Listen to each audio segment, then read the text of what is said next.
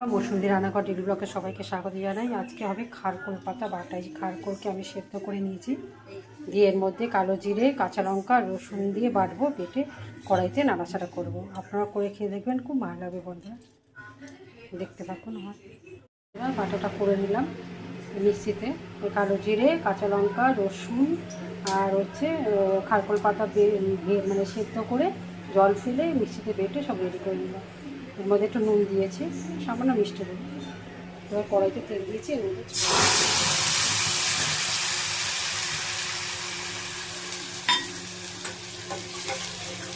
নাড়তে নাড়তে এটাকে দিয়ে বলতে হবে।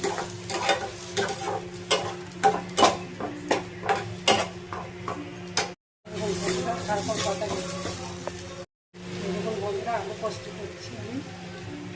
আর এখানে মশলা হয়ে গেছে, এবার ঢেলে দেবো। আর আজকে ডিমের কারি হবে।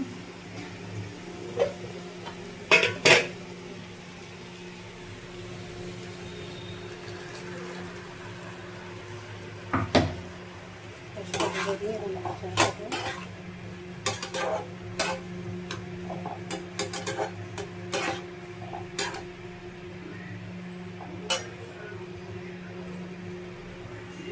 ডিমের কারি করবো, রক্ত দিতে হবে। চিকেনটাও আছে বন্ধুরা। আজকে দুপুরে যে খারকোল পাতা বাটা, আলু পোস্ত, এখানে আছে ডাল, এখানে হচ্ছে ডিমের কারি আর চিকেন ছিল কালকে। ব্লগটা দেখতে থাকুন।